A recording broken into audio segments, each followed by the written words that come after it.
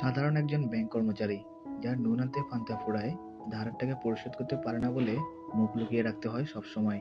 নিজের বাচ্চাকে যে একটি টি-শার্ট পর্যন্ত কিনে দিতে পারে না, সে ছেলেটি একসময় শত কোটি টাকার মালিক হয়। কিন্তু কিভাবে? আসুন জেনে আসি একজন সাধারণ মধ্যবিত্তের কোটিপতি হওয়ার গল্পটি। ১৯ মার্চ ১৯৯২, বোম্বে শহর। সকালের আলো ফোটার সাথে সাথে ভাস্করের ঘরেতেও অ্যালার্ম বেজে ওঠে। অ্যালার্ম অফ করে ভাস্কর মর্নিং ওয়াকের জন্য বেরিয়ে যায়। মর্নিং ওয়াক শেষে সে যখন টুকটাক জিনিস কিনে বাড়ি ফিরছিল, তখন সিবিআই অফিসাররা তাকে রাস্তা আটকায় দাঁড়ায়। চিফ ইনভেস্টিগেশন অফিসার লক্ষণ রাও ভাস্করকে গাড়িতে তুলে নেয় এবং তাকে বলে তার বিরুদ্ধে ইনকোয়ারি হবে। এরপর ভাস্করকে নিয়ে মাগাদা ব্যাংকে চলে আসে। ভাস্কর মূলত এই ব্যাংকেই চাকরি করত। দুদিন আগে সে এখান থেকে রিজাইন করে। যাই হোক, খুব সকাল হওয়ায় ব্যাংকের কার্যক্রম পুরোপুরিভাবে শুরু হয়নি।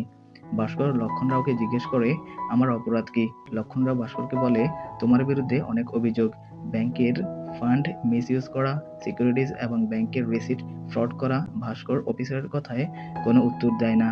এ সময় ভাস্করের কাছে তার স্ত্রী ফোন করে। সে জানায় সিবিআইয়ের লোকেরা তাদের বাড়ি সার্চ করছে। ভাস্কর তার স্ত্রীকে তাদের কোঅপারেট করতে বলে। তো এখন কথা হলো, এই যে ভাস্কর চুপচাপ আছে, তাই সে কি আসলে অপরাধী? সেটা জানতে হলে আমাদের আরো ৩ বছর পিছনে যেতে হবে। তখন সাল ১৯৮৯। ভাস্কর এই ব্যাংকের সাধারণ একজন কর্মচারী ছিল। তার মাসিক বেতন ছিল মাত্র ৬,০০০ টাকা। আর ব্যাংক লোন ছিল ৩৬,০০০ টাকা। সেই সাথে টুকটাক ধার দেনা তো ছিলই। ভাস্কর চাকরির ক্ষেত্রে নিজের কাজের ব্যাপারে অনেক ডেডিকেটেড ছিল। সে ৩ বছরে ৩ বার সেরা এমপ্লয়ি হওয়ার অ্যাওয়ার্ড পায়। আপাতত তার টার্গেট এমআরএম বা অ্যাসিস্ট্যান্ট রিজিওনাল পোস্টের উপর, কারণ ১ মাস পর বর্তমান এমআরএম রিটায়ার্ড করবে।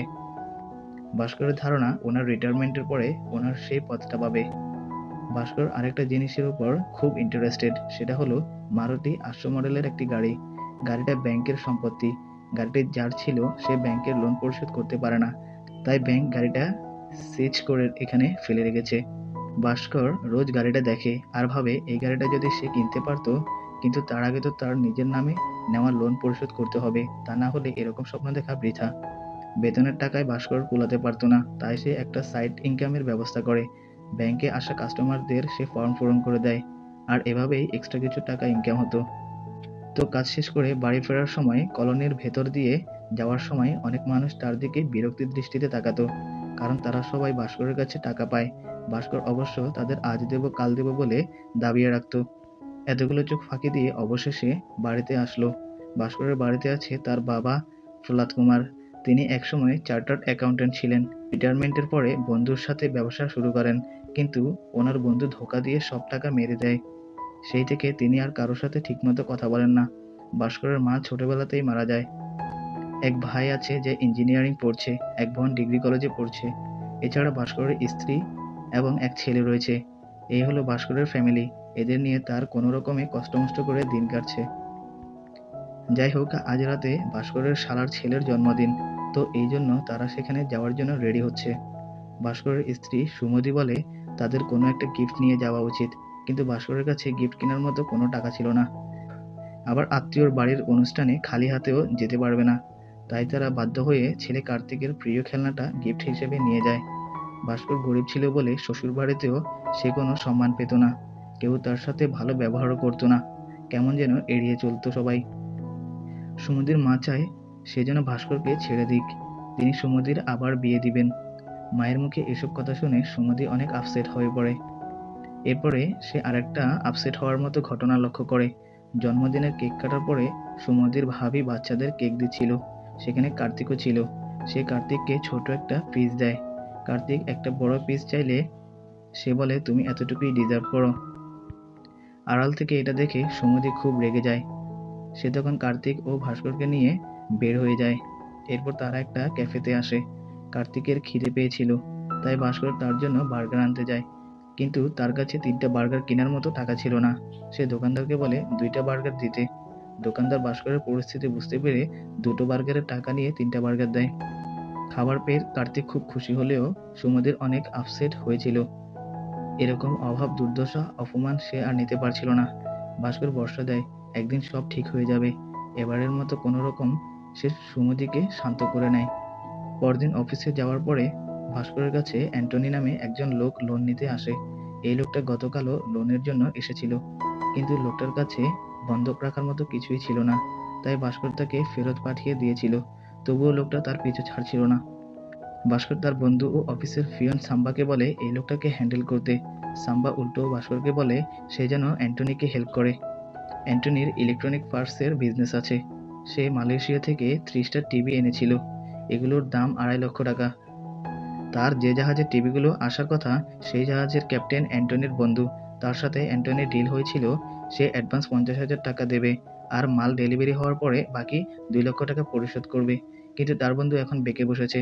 সে বলে তাকে পুরো টাকা দিলেই সে মাল ডেলিভারি দিবে, না হলে টিভিগুলো নিলামে বিক্রি করে দিবে। তো এই জন্যই অ্যান্টনির লোনের প্রয়োজন। সাম্বা ভাস্করকে বুদ্ধি দেয়। ভাস্করের শালা কনস্ট্রাকশন কাজে প্রচুর টাকা কামিয়েছে। সে যদি 2 লক্ষ টাকা ম্যানেজ করে অ্যান্টনিকে দেয় তাহলে সে টিভিগুলো ছাড়িয়ে নিতে পারবে। আর বর্তমানে ইন্ডিয়াতে টিভির যেমন চাহিদা তেমন দামও বেশি। অ্যান্টনি টিভিগুলো বিক্রি করার পরে লাভের একটা অংশ ভাস্কর ও সাম্বাকে দিবে। ভাস্কর সাম্বা ও অ্যান্টনির প্রস্তাবে হ্যাঁ বা না কিছুই বলে না। সে ভেবে দেখবে বলে অ্যান্টনিকে আপাতত বিদায় করে। পরের দিন সকালবেলা ভাস্কর অফিসে যাওয়ার জন্য বাড়ি থেকে বের হচ্ছিল। তখন তার এক পাওনাদার পাটেল ভাই তাকে আটকায়। এই লোক ভাস্করের কাছে 10,000 টাকা পেত। সে ভাস্করের সাথে অনেক খারাপ ব্যবহার করে, ভাস্করকে অনেক অপমান করে, তার স্কুটারটা নিয়ে নেয়। তারপর ভাস্কর অফিসে দৌড়ে যায়। অফিসে গিয়ে সে আরেকটা শক খায়। তার যে প্রমোশনটা পাওয়ার কথা ছিল সে প্রমোশনটা অন্য কেউ পেয়ে যায়। এটা নিয়ে ভাস্কর খুব আপসেট হয়ে যায়। এর মধ্যে সাম্বা ভাস্করকে একটা রেফারেন্স লেটার দেখায় এবং বলে জিএম স্যার সুধীরের কাছে টাকা খেয়ে তার নাম এজিএম স্যারের কাছে সাজেস্ট করেছিল। এই লেটারে আর কাউকে রেফার করা হয়নি। এটা দেখে ভাস্কর খুব রেগে যায়। সে সোজা এজিএম স্যারের কাছে গিয়ে এটা সেটা বলতে থাকে। তখন এজিএম স্যার ও রেগে যায়। ভাস্কর যে চাকরির পাশাপাশি মানুষের ফর্ম পূরণ করে টাকা নেয় সেটা তিনি জানে। তিনি এজিএম স্যারের কাছে গিয়ে কমপ্লেন করবেন। এটা শুনে ভাস্কর ঘাবড়ে যায়। চাকরি বাঁচাতে সে জিএম স্যারের হাত পা ধরে কান্নাকাটি করতে লাগলো। তো জিএম স্যার এবারের মতো ভাস্করকে মাফ করে দেয়। তবে এই ঘটনা থেকে ভাস্কর একটা শিক্ষা পায়, ভালো মানুষ হয়ে এই দুনিয়াতে টিকে থাকা যাবে না। সে আবার ভিন্ন পথে চলে যায়। ভাস্কর অ্যান্টনিকে ডাকে এবং তাকে 2 লক্ষ টাকা তুলে দেয়। অ্যান্টনিকে টাকা দিতে দেখলে সাম্বা জিজ্ঞেস করে ভাস্কর এত টাকা কোথায় পেল। ভাস্কর বলে সে এই টাকা ব্যাংকের বোল্ট থেকে নেয়। সাম্বা ভয় পেয়ে যায়। এই কথা জানাজানি হলে চাকরিটা তো যাবেই, সাথে সাথে জেল জরিমানা তো আছেই। এছাড়া ভাস্করের মতো সৎ মানুষের এই কাজ মানায় না। ভাস্কর বলে 2 দিন পরে বাবাকে হাসপাতালে চেক আপ করার জন্য নিয়ে যেতে হবে। 1 সপ্তাহ পরে বাচ্চার স্কুলের ফি দিতে হবে, ভাই বোনের কলেজের ফি দিতে হবে। অথচ বাড়িতে যাওয়ার জন্য তার বাসের টিকিট কাটারও টাকা নেই। দেয়ালে যখন পিঠ ঠেকে গিয়েছে তখন আর সততা দিয়ে কি হবে। তাই এবার ভাস্কর সব ধরনের রিস্ক নিতে রাজি আছে।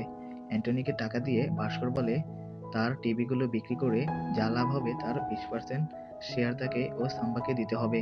অ্যান্টনি ভাস্করের কথা রাজি হয়ে যায়। এরপরে ভাস্কর বাড়ি ফিরে আসে। অ্যান্টনির 2 ঘন্টা পরে টাকা ফিরিয়ে দেওয়ার কথা ছিল, কিন্তু ঘন্টার পর ঘন্টা কেটে যাওয়ার পরেও তার ফেরার কোনো নামগন্ধও নেই। তাই ভাস্কর অনেক উল্টাপাল্টা কথা ভাবতে লাগলো। টেনশন করতে করতে ভাস্করের চোখটা একটু লেগে আসলো। তখন সুমতি তাকে ডেকে বলে সাম্বা এসেছে। ভাস্কর দ্রুত বাইরে গিয়ে দেখে সাম্বার সাথে অ্যান্টনি হাসিমুখে দাঁড়িয়ে থাকে। তাকে দেখে ভাস্করের দেহে প্রাণ ফিরে পায়। অ্যান্টনি ভাস্করকে লোনের 2 লক্ষ টাকা ফিরিয়ে দেয়, সাথে করে আরো 50,000 টাকা লাভের শেয়ার দেয়। টিভিগুলো বিক্রি করে অ্যান্টনি 2.5 লক্ষ টাকা লাভ করেছে। ভাস্কর অ্যান্টনির সততা দেখে তাকে আনন্দে জড়িয়ে ধরে। লাভের টাকা নিয়ে ভাস্কর প্যাটেলের কাছে চলে যায় এবং তার ধার শোধ করে তার স্কুটারটি নিয়ে আসে। আর এরপরে ভাস্করের জীবন বদলাতে থাকে। ভাস্কর অ্যান্টনির কাছে শুনেছিল ইন্ডিয়াতে টিভির প্রচুর চাহিদা। এখানে যে টিভির দাম 40,000 টাকা, মালয়েশিয়াতে সেটা 12,000 টাকা। যদি অর্ডার বড় হয়ে থাকে তাহলে 8,000 টাকাতেও নেওয়া যাবে। কিন্তু ইন্ডিয়ায় আনার সময়ে ট্যাক্সের জন্য টিভির দাম বেড়ে যায়। তো তারা পোর্টের কাস্টমস অফিসারদের ঘুষ দিয়ে টিভিগুলোকে যদি স্পেয়ার পার্টস হিসেবে নিয়ে আসে তাহলে তাদের আর ট্যাক্স লাগবে না। আর এভাবে তারা কয়েক গুণ বেশি লাভ করতে পারবে। অ্যান্টনির এই আইডিয়াটা ভাস্করের খুব ভালো লাগে। তাই সে ব্যাংকের বোল্ট থেকে টাকা চুরি করে অ্যান্টনিকে দিতে থাকে আর পরের দিন সে টাকা ব্যাংকের বোল্টে রেখে দেয়। তাই কেউ ধরতেও পারে না, আবার মোটা অঙ্কের টাকা লাভও হয়ে যায়। এভাবে অল্প দিনের মধ্যেই ভাস্করের ধারের সব টাকা পরিশোধ করে দেয়। পাশাপাশি তার নিজের অবস্থাও পরিবর্তন করতে থাকে। ভাস্করের এত দ্রুত পরিবর্তন দেখে সুমতির সন্দেহ হয়। সে এ ব্যাপারে ভাস্করকে জিজ্ঞেস করলে ভাস্কর বলে ব্যাংক থেকে লোন নিয়ে সাম্বার সাথে সে একটা বিজনেস শুরু করে। সেই বিজনেস থেকে সে অনেক লাভ পাচ্ছে। ভাস্করের কথা সুমতি বিশ্বাস করে নেয় এবং খুব খুশি হয়। ভাস্কর সুমতিকে কিছু টাকা দেয় নেকলেস কেনার জন্য, কিন্তু সুমতি বলে এ টাকা দিয়ে কার্তিকের জন্মদিন পালন করবে। তো তারা আত্মীয় স্বজন, বন্ধু বান্ধব সবাইকে দাওয়াত দেয়। তারা এতটাই ধুমধাম করে জন্মদিন পালন করে যে সবার তাক লেগে যায়। তো পার্টিতে অ্যান্টনিও এসেছিল। ভাস্কর, অ্যান্টনি ও সাম্বা একসাথে বসেছিল। অ্যান্টনি জানায় তার ছেলের আমেরিকায় চাকরি হয়েছে। ছেলে চায় অ্যান্টনিও তার সাথে চলে আসুক, কিন্তু অ্যান্টনি তার ছেলের বোঝা হয়ে থাকতে চায় না। তার যা পুঁজি ছিল তার সবটুকু ছেলের পড়ালেখার পেছনে খরচ করে ফেলেছে। তো সে চায় আমেরিকায় যাওয়ার আগে বড় একটা পুঁজি নিয়ে যাবে, আর সেই টাকা দিয়ে একটা বিজনেস শুরু করবে। সে ভাস্করকে নতুন একটা আইডিয়া দেয়। আগামী শনিবারে দুবাই থেকে 3টা ফরেন গাড়ি আসছে। তারা যদি 10 লক্ষ টাকা ম্যানেজ করতে পারে তাহলে এই গাড়িগুলি কিনে নিতে পারবে। ইন্ডিয়াতে এই গাড়িগুলোর যা চাহিদা তাতে তারা কয়েক গুণ বেশি টাকা বিক্রি করতে পারবে। অ্যান্টনির অফারটি ভালো ছিল, কিন্তু একসাথে 10 লক্ষ টাকা ব্যাংকের বোর্ড থেকে নেওয়া সহজ কথা না। তাই ভাস্কর তেমন একটা আগ্রহ দেখায় না। পার্টি শেষে ঘরে গিয়ে দেখে আজকে সবাই বেশ খুশি। আর কার্তিক খুশিতে কাঁদতে শুরু করে। সে বলে তার বন্ধুরা তাকে সবসময় ছোট নজরে দেখতো, তাকে খোঁটা দিয়ে কথা বলতো। কার্তিক সবসময়ই আমাদের জন্মদিনে ফ্রিতেই কেক খেতে চলে আসে। ওর জন্মদিনে আমাদের কখনোই কেক খাওয়ায় না। আজ নিজের জন্মদিনে বন্ধুদের কেক খাওয়াতে পেরে কার্তিকের মনের সব কষ্ট দূর হয়ে যায়। তাই কার্তিক প্রমিস করে এখন থেকে সে আর তার বাবা মার অবাধ্য হবে না। ছেলের এমন আনন্দ দেখে ভাস্কর আবারও নিজের মত পাল্টায়। সে ভাবে এদের খুশি রাখা তার দায়িত্ব, আর এজন্য তার আরো টাকা কামাতে হবে। তাই ভাস্কর অ্যান্টনিকে কল করে বলে সে তাকে শনিবার 10 লক্ষ টাকা ম্যানেজ করে দেবে। তো শনিবার ভাস্কর ব্যাংকে গিয়ে অনেক ঝামেলা বিপত্তি কাটিয়ে 10 লক্ষ টাকা বের করে অ্যান্টনিকে দেয়। সে টাকা দিয়ে অ্যান্টনি গাড়ি 3টি ছাড়িয়ে নেয়। কিন্তু এরপরই আরেক বড় সমস্যায় পড়ে। তাদের যে লোকের কাছে গাড়িগুলি বিক্রি করার কথা ছিল সেই লোকটা পুলিশের কাছে ধরা পড়ে যায়। তাই এখানে গাড়ি কেনার মতো আর কোনো ক্লায়েন্ট নেই। তারা তিনজনই মহাবিপদে পড়ে যায়। কাল রবিবার, ব্যাংক বন্ধ, আর ভাস্করকে সোমবার সকালেই জায়গা মতো টাকা রাখতে হবে, না হলে সব শেষ। ভাস্কর অ্যান্টনিকে খোঁজ নিতে বলে অন্য কোনো প্রদেশে এই গাড়ি কেনার মতো কোনো লোক আছে নাকি। অ্যান্টনি খোঁজখবর নিয়ে জানতে পারে গোয়াতে একজন ক্লায়েন্ট আছে যে এই গাড়িগুলো কিনবে। তারা তখনই গোয়ায় যাওয়ার প্ল্যান করে, কিন্তু পথে দুটো পুলিশ চেকপোস্ট পড়ে। তারা এই ইম্পোর্টের কার নিয়ে কখনোই চেকপোস্ট পার হতে পারবে না। তাই ভাস্কর একটা প্ল্যান করে। প্রথমে তারা গাড়িতে সরকারি ফেক নাম্বার প্লেট লাগায়। এরপর 3জন ফকিরকে মন্ত্রীদের মতো ড্রেস পরিয়ে মন্ত্রী সাজায়, আর একটা মেয়েকে মডেল সাজায়। এরপরে তাদের গাড়ি নিয়ে ভিআইপি পরিচয় দিয়ে 2টা চেকপোস্টে ফাঁকি দিয়ে গোয়ায় পৌঁছায়। সেখানে গিয়ে তারা 10 লাখের গাড়িতে 20 লাখ টাকা লাভ করে। ভাস্কর এই লাভের টাকা থেকে 1 লক্ষ টাকা করে ফকিরদের দিয়ে দেয়। বাকি টাকা সে, অ্যান্টনি ও সাম্বা ভাগ করে নেয়। এরপর ভাস্কর বাড়িতে গিয়ে কয়েকটা ড্রেস টাকার ব্রিফকেসের মধ্যে ভরে নেয়। তারপরে সে অফিসের উদ্দেশ্যে বের হয়। অফিসে এসেই ভাস্কর টেনশনে পড়ে যায়। সে খেয়াল করে ব্যাংকে পুলিশ এসেছে। ভাস্কর ভাবে হয়তো ব্যাংকের বোল্ট থেকে টাকা নেওয়ার ব্যাপারটা ফাঁস হয়ে গেছে। ভাস্কর ভয়ে ভয়ে ব্যাংকে ঢুকে। এরপরে জানতে পারে পুলিশ তার জন্য আসে নাই, বরং এজিএম ও আরএম লোন দেওয়ার বিনিময়ে মানুষের থেকে পার্সেন্টেজ নিত। এই জালিয়াতির জন্য পুলিশ তাদের ধরতে এসেছে। এগুলো শোনার পরেই ভাস্কর হাঁপ ছেড়ে বাঁচে। এত সব ঝামেলার মাঝে ভাস্কর ব্রিফকেসের টাকাগুলো বোল্টে রেখে দেয়। এর ঠিক কিছুক্ষণ পরেই ব্রিফকেসটা জিএম স্যারের নজরে আসে। জিএম স্যার ভাস্করকে সন্দেহ করে। তিনি বোল্ট ম্যানেজারকে বোল্টের গত দিনের কালেকশন চেক করার নির্দেশ দেয়, আর ভাস্করকে তার ব্রিফকেস খুলে দেখাতে বলে। বোল্ট ম্যানেজার জানায় টাকার অ্যামাউন্ট ঠিক আছে। ভাস্কর ব্রিফকেস খুলে দেখায় সেখানে জামা কাপড় ছাড়া আর কিছুই নেই। জিএম স্যার এবার চিন্তামুক্ত হয়ে চলে যায়। এই ঘটনার পর ভাস্কর চিন্তা করে সে এই অপরাধ জগৎ ছেড়ে দিবে। সে নিজের সিদ্ধান্ত সাম্বাকেও জানায়, কিন্তু সাম্বা এভাবে গরিব জীবন কাটাতে চাইছিল না। সে ব্যাংকের পিয়নের চাকরি ছেড়ে দিয়ে একটা ব্যবসা শুরু করে। আর ভাস্কর গুনে দেখে সে মোট 6 লক্ষ টাকা জমিয়েছে। সে এই টাকাগুলি পরিবারের সব সদস্যের নামে আলাদা আলাদা কৌটাতে রাখে। কিন্তু এখন তার ভাইয়ের লন্ডনের একটা কলেজে অ্যাডমিশন হয়ে যায়। এম্বাসি থেকে খবর নিয়ে জানা যায় প্রসেসিং এর জন্য মোট 6 লক্ষ টাকা লাগবে। ভাইয়ের ফিউচারের কথা ভেবে জমানো সব টাকা খরচ করে ভাইকে লন্ডনে পাঠিয়ে দেয়। ফলে ভাস্কর যেখান থেকে শুরু করেছে ঠিক সেখানেই নেমে গেছে। যাই হোক, এজিএম এবং আরএম এর ধরা পড়ায় ভাস্করের ভাগ্য খুলে যায়। ব্যাংকের যেহেতু দুটো পোস্ট খালি হয়ে গিয়েছিল, জিএম এর রেফারেন্সে চেয়ারম্যান স্যার ভাস্করকে এজিএম পোস্টে প্রমোশন দেয়। যেহেতু ভাস্করের ডিউটি রেকর্ড খুব ভালো ছিল, ভাস্করের বেতন 6,000 থেকে একবারে 19,500 টাকায় হয়ে যায়। ভাস্কর আনন্দে আত্মহারা হয়ে যায়। চেয়ারম্যান স্যার তাকে জিজ্ঞেস করে তার আর কোনো ইচ্ছা আছে কিনা। ভাস্কর বলে ব্যাংকের ওই মারুতি 800 মডেলের গাড়িটি তার অনেক পছন্দের। চেয়ারম্যান স্যার হেসে এটা দিয়ে দেয়। এজিএম হিসেবে কাজ করার আগে চেয়ারম্যান স্যার ভাস্করকে একজন স্পেশাল ক্লায়েন্টের ব্যাপারে সাবধান করে দেয়, যার নাম হলো হার্ষা মেহরা। বলা চলে হার্ষা মেহরা তাদের ইল্লিগ্যাল একটা ক্লায়েন্ট। এখানে ব্যাংকের একটা সিন্ডিকেট আছে। আমাদের সাধারণ মানুষের যেরকম লোনের প্রয়োজন হয়, ব্যাংকেরও মাঝে মাঝে লোনের প্রয়োজন হয়। তখন এক ব্যাংক থেকে অন্য ব্যাংকের লোন নেওয়ার প্রয়োজন হয়, কিন্তু আইন অনুযায়ী এক ব্যাংক থেকে অন্য ব্যাংকের লোন নেওয়ার বিষয়টি অবৈধ। তাই ব্যাংক কর্তৃপক্ষ একজন দালালের কাছে টাকা পাঠিয়ে দেয়, সেই দালাল অপর ব্যাংকের কাছে সেই টাকা পাঠিয়ে দেয়। এভাবে যখন লোন পরিশোধের সময় হয়ে যায়, তখন আবার তারা সেম প্রসেসে ব্যাংকের টাকা পরিশোধ করে দেয়। তো এই হার্ষা মেহরা হলো সেই দালাল। সে মাগাদা ব্যাংক ও কাটারি ব্যাংকের মধ্যে দালাল হিসেবে কাজ করে। যাই হোক, হার্ষার হয়ে তার সব টাকা আদান-প্রদান, কাগজপত্র সব দেখাশোনা সুরজ নামে একজন করত। সুরজ ভাস্করের কাছে আসে তাদের লোন ইস্যু করার জন্য। ভাস্কর সুরজকে লোন পরিশোধ করার জন্য 14 দিন সময় দেয়। সুরজ বলে তাদের লোন পরিশোধ করতে কিছুদিন লেট হতে পারে, তাই ভাস্করকে ঘুষ হিসেবে একটা দামি ঘড়ি গিফট করতে চায়, কিন্তু ভাস্কর তা নেয় না। নির্ধারিত সময় পরে সুরজ লোনের টাকা ফেরত দিতে আসে। সুরজ চলে যাওয়ার পরে ভাস্কর হার্ষার ব্যাংক স্টেটমেন্ট চেক করতে গিয়ে কিছু অদ্ভুত ব্যাপার লক্ষ্য করে। তারা হার্ষার অ্যাকাউন্টে যে টাকা পাঠিয়ে দেয় সেটা হার্ষা আরেকটা অ্যাকাউন্টে ট্রান্সফার করে দেয়, আর এভাবেই নিজেদের মধ্যে টাকা আদান প্রদান করে। কিন্তু আশ্চর্যের ব্যাপার হলো, তারা যে কাটারি ব্যাংকের নামে লোন উঠায় সে কাটারি ব্যাংকের নাম উল্লেখ নেই, অর্থাৎ তারা যে লোন ইস্যু করে সেটা কাটারি ব্যাংকে পৌঁছায় না। এই ব্যাপারটা নিয়ে আলোচনা করার জন্য ভাস্কর কাটারি ব্যাংকের এজিএম এর সঙ্গে দেখা করে, কিন্তু এই লোককে তো আগে থেকেই হার্ষার টাকার কাছে বিক্রি হয়ে গেছে। ভাস্করের মনে প্রশ্ন আসে, হার্ষা তাহলে ব্যাংক লোনের টাকা দিয়ে কি করে? ভাস্কর খোঁজখবর নিয়ে জানতে পারে হার্ষা শেয়ার বাজারে একটা বড় সিন্ডিকেট চালায়। সে প্রথমে কোনো একটা কোম্পানির সব শেয়ার কিনে ফেলে, এরপর তার লোকদের দিয়ে সে শেয়ারগুলোকে উচ্চ দামে কেনায়। পরবর্তীতে মার্কেটে যখন এই কোম্পানিগুলো শেয়ারের দাম বেড়ে যায়, তখন সে সবগুলো শেয়ার একসাথে বিক্রি করে দেয়, আর এভাবে সে প্রতিবারে প্রচুর টাকা হাতিয়ে নেয়। ভাস্কর এটা জানার পরে চিন্তা করলো সে চেয়ারম্যান স্যারকে সব বলে দেবে, কিন্তু পরে ভাবলো চেয়ারম্যান স্যারকে সব জানিয়ে দিলে তার কি লাভ, তার যা করলে লাভ হবে সেটাই করা উচিত। এই জন্য সে পার্সোনালি সুরজের সাথে দেখা করে। ভাস্কর সুরজকে শর্ত দেয় সে তাদের যতগুলো লোন পাইয়ে দেবে তার বিনিময়ে 1% করে কমিশন দিতে হবে। আবার তারা যেসব শেয়ার কিনবে বা বিক্রি করবে তার সকল ইনফরমেশন ভাস্করকে একদিন আগে দিতে হবে।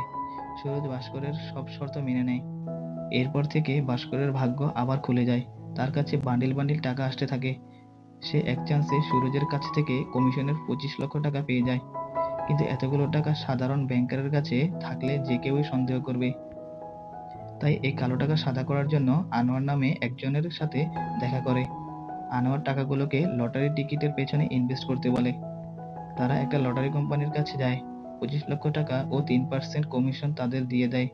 বিনিময়ে তারা ভাস্করকে লটারির প্রথম প্রাইজটা পাইয়ে দেয়। পরের দিন পত্রিকায় নিজের লটারি নাম্বার মিলিয়ে দেখে, এমন অভিনয় করে যেন সে ভাগ্যক্রমে লটারি জিতে গেছে। এভাবে সে পরিবার ও বাইরের লোকদের বোঝায় যে সে লটারি থেকে 25 লক্ষ টাকা পেয়েছে।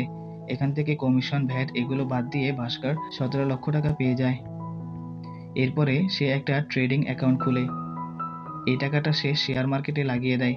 ভাস্কর সুরজ থেকে ইনফরমেশন নিত, সে অনুযায়ী নিজের অ্যাকাউন্টে ট্রেডিং করত, আর এভাবে জাস্ট 2 সপ্তাহে এই 17 লক্ষ টাকাকে 70 লক্ষ টাকা বানিয়ে ফেলে। তো এটাই হলো ভাস্করের বড়লোক হওয়ার গল্প। এদিকে অফিসের লক্ষণরাও ভাস্করের অ্যাকাউন্ট ডিটেলস চেক করে দেখে তার অ্যাকাউন্টে 100 কোটি টাকা রয়েছে। সে অ্যাকাউন্ট স্টেটমেন্ট চেক করে দেখে ভাস্কর সত্যি 2 সপ্তাহে 70 লক্ষ টাকা কামিয়েছে। তবে সে আরো একটা জিনিস খেয়াল করে, ভাস্কর আবার একদিনেই 69 লাখ টাকা খরচ করেছে। লক্ষণরাও জিজ্ঞেস করে ভাস্কর একদিনে কিভাবে এত টাকা খরচ করলো।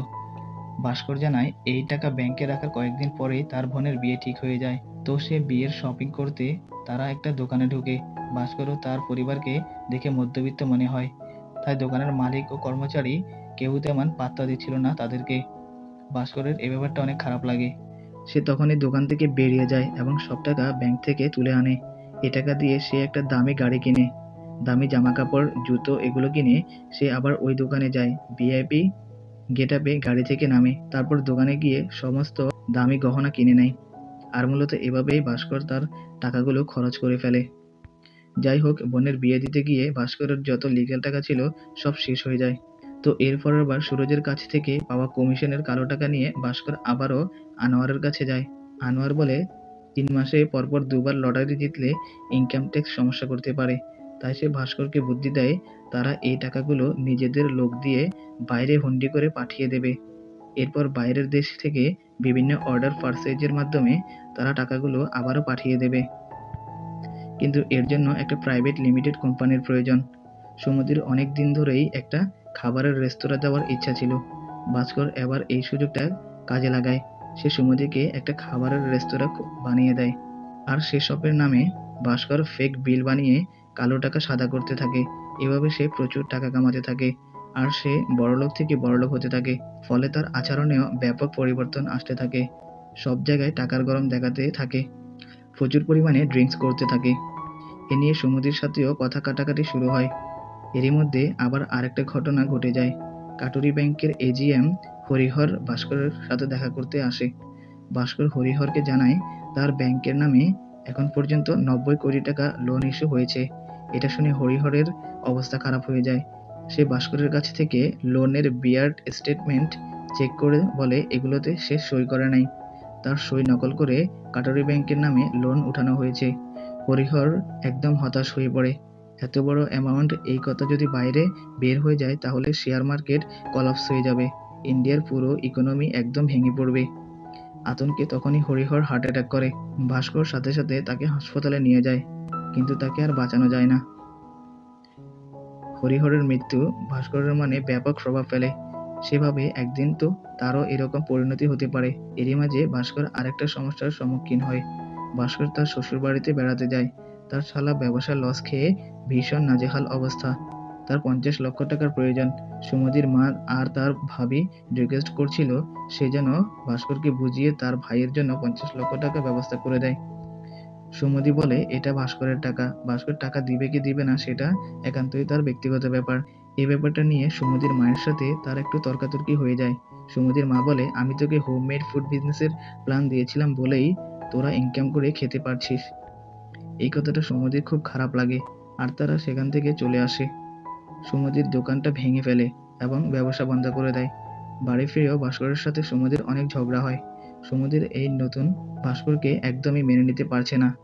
সে পুরনো সেই সাদামাটা ভাস্করকে চাচ্ছিল।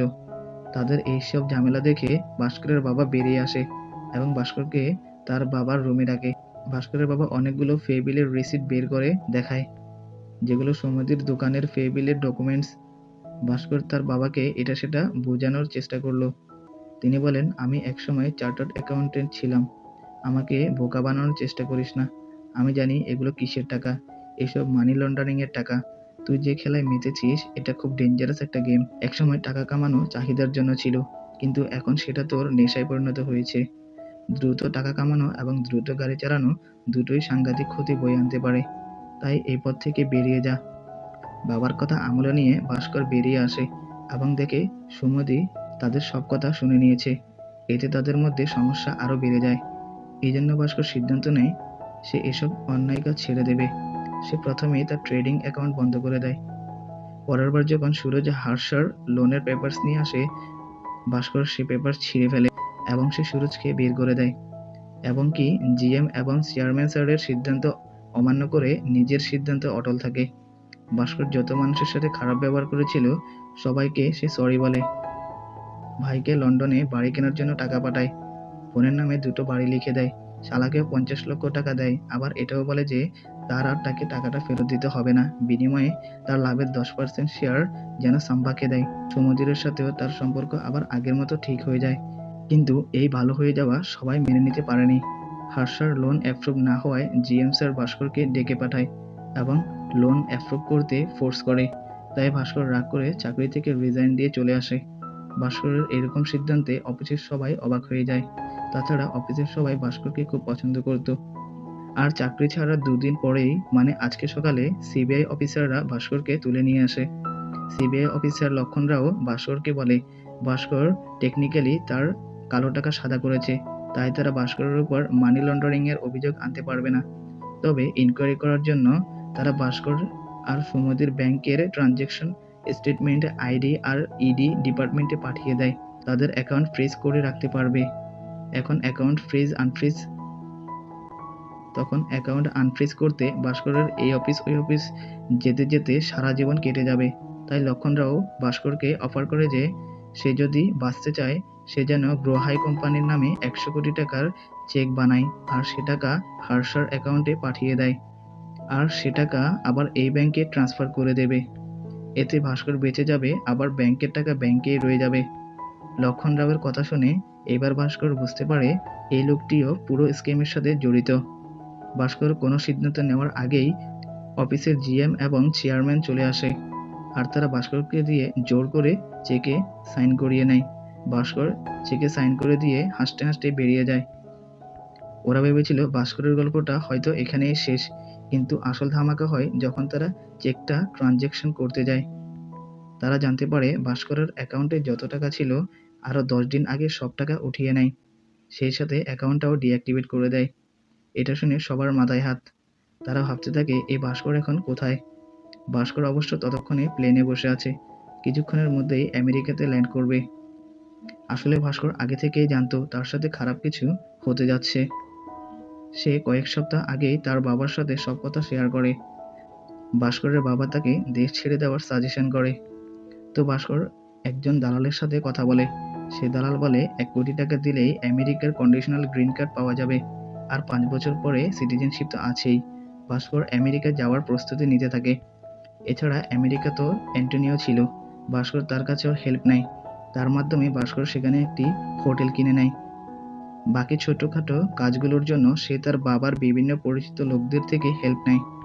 এভাবে সে খুব অল্প সময়ের মধ্যে আমেরিকার ভিসা প্রসেসিং করে ফেলে, আর এভাবেই সেফলি দেশ ছেড়ে আমেরিকায় যেতে সফল হয়। তবে দেশ ছাড়ার আগে ভাস্কর আরও একটা ধামাকা করে। সে আরবিআই ডিপার্টমেন্টে চেয়ারম্যান এবং জিএম এর স্ক্যামের ব্যাপারটা জানিয়ে দেয়। ফলে আরবিআই টিম মাগাদা ব্যাংকে ইনকোয়ারি করতে চলে আসে। ব্যাংকের স্টেটমেন্ট চেক করে হার্ষা মেহরার নামটাও পেয়ে যায়। শুধু তাই না, এই কেসে সিবিআই অফিসার লক্ষণ রাও ফেঁসে যায়।